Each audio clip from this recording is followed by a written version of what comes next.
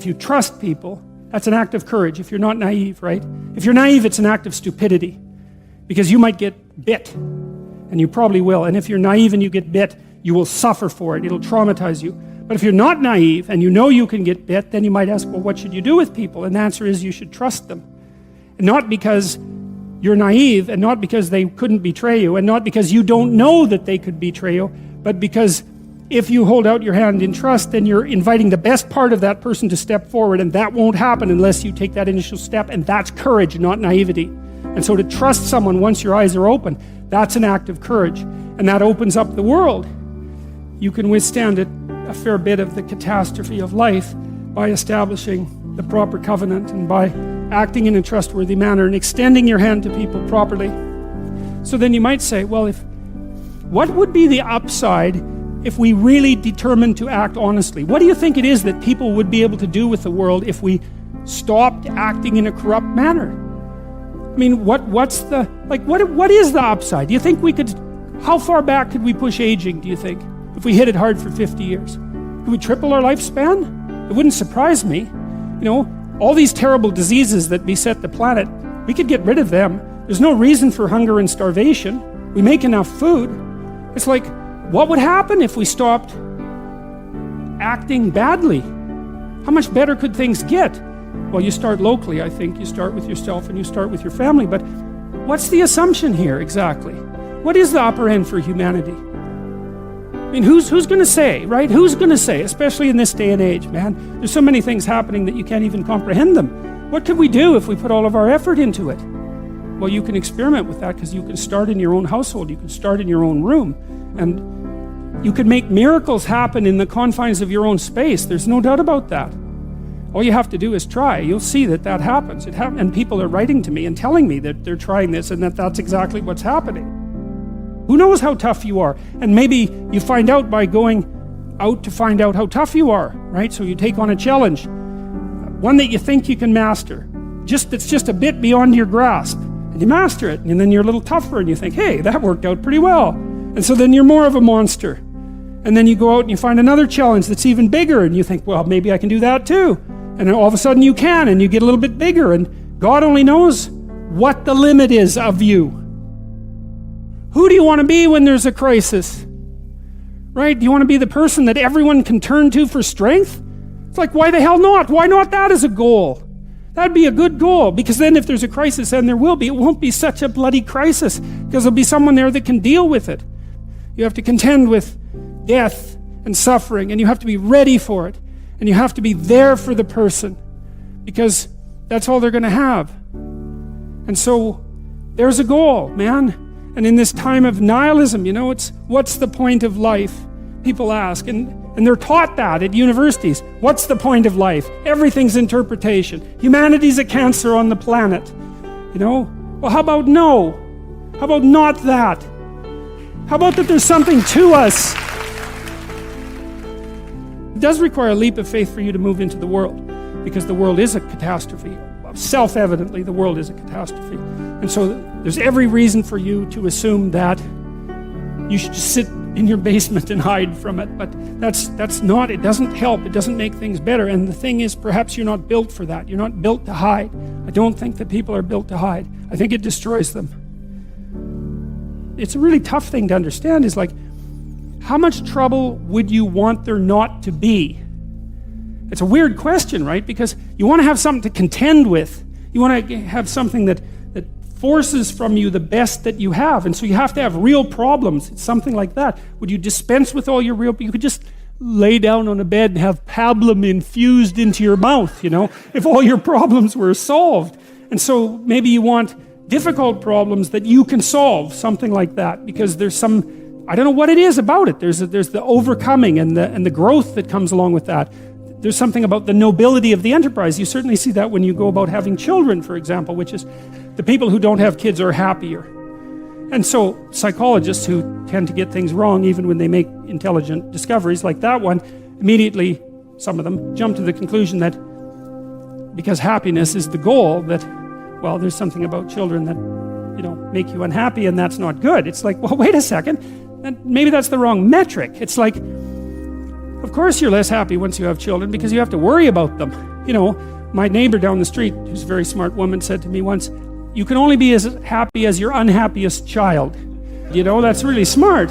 If having children doesn't make you happy, the answer isn't don't have children. It's like, don't be so stupid about being happy. That's the answer. It's because there's a nobility in the pursuit, right? And of course now you're responsible. You know, you have a new baby, you think, what the hell is this? And what am I going to do with it? You know, it's like, and then you're done for the rest of your life. You never sleep properly again because you're going to be worried about this creature that you have to take care of. But like, what the hell good are you if you're not doing that, or something else equally difficult? Because you just haven't been called out yet, unless you take on a responsibility like that. The idea that, you know, that happiness is the purpose of life. It's like, great for happiness, man. If it comes along, you should be thrilled that it's visiting you. But the notion that that's what you should pursue, that's the weakest possible notion. First of all, as soon as something terrible happens to you, you're done. It's like, life is to be happy. It's like, well, now you have cancer. So how...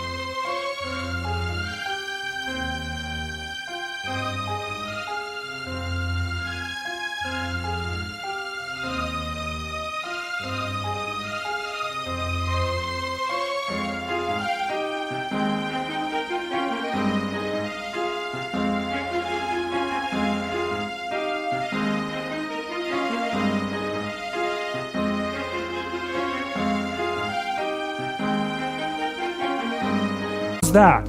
How's the happiness thing working out for you now? It's like, life is to be happy. That's not right. The rule is aim high and get your bloody act together. That's the rule. And establish this contractual covenant with the ultimate ideal, and that will see you through the catastrophes. And that's a much more mature way of looking at life as far as I'm concerned, because all you have to do is have your eyes half open and you see that the fundamental reality of life is tragedy and suffering. That's inescapable. That doesn't mean that it makes life unbearable, or that it makes being something that shouldn't have existed. Right? That isn't what it means. But it means that you have to contend with it, and you have to get ready. And the willingness to adopt responsibility for yourself and for others is the precondition for that. And then maybe if you do that properly, then now and then you get some happiness. You know, you can sit at the end of a day and you have half an hour where your conscience is clear and there's nothing that you need to be doing, and you can relax and think, you know, that's all right. Things are okay, and thank God for that. And that's maybe where you get your happiness. Part of the reason that modern people have been able to escape from the catastrophe of tyranny and slavery is because we've agreed to make ourselves our own slaves. Right? So instead of owning a slave, you own yourself, in a sense. And so you trot yourself off to work and exploit yourself so that you can stay alive. And maybe it's not something that you want to do, but you've taken on the role of slave in some sense in relationship to your own survival, instead of forcing someone else to do it. If everything falls apart around you, there's a couple of things you're going to want. You're going to want someone standing beside you, that's for sure, that you can trust. You're going to want your family around you, and you're going to want them to have your back. And you're going to want to know that you didn't do some goddamn stupid thing to bring all hell down on yourself. And if you're lacking any of those, when that crisis comes, there's a high probability it will flatten you and you won't be able to get up. You know, it does seem to me, you can ask yourself this question: when things collapse,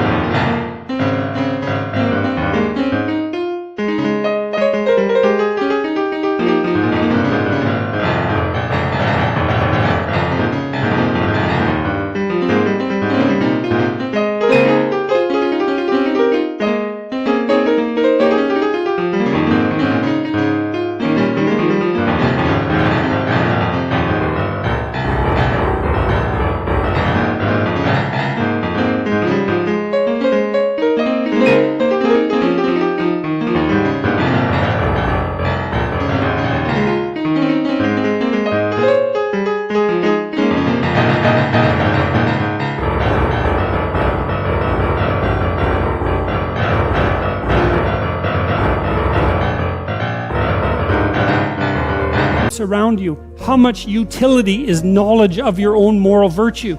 It's bad to be laid low, but to be laid low and to know that you were at fault for it. And worse, the things that you did that you knew you did that were wrong brought you there, then I think you have nothing to stand on in that situation. And that's also the circumstances under which I think you're more likely, at least, to be abandoned by people around you. So, given that you know that the catastrophe is coming, right, that the tragedy of life will strike you, the question is, well, how do you fortify yourself against that?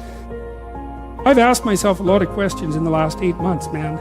I can tell you that. And I'm still asking myself a lot of questions. And I've been conferring with a lot of people, because I had lots of people who were helping me negotiate whatever the hell this is that's happening. And, you know, I could ask them how I was doing, and they would tell me a bunch of things I was doing wrong and some things I was doing right, and I could listen to them. I was asking questions all the time about how the hell I should manage this properly. And, you know, what I was trying to do, and what seemed to serve me properly, was to figure out how to do it correctly.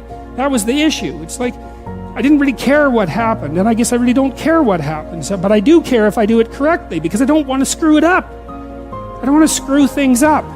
And that seems to be a reasonable goal for people. I mean, wouldn't you like that as a goal, that you don't screw things up?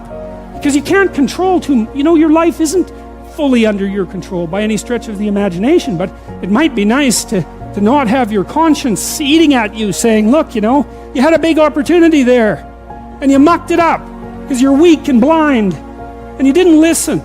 That's no good. The catastrophe is bad enough, as I said, without you being the bloody source of it.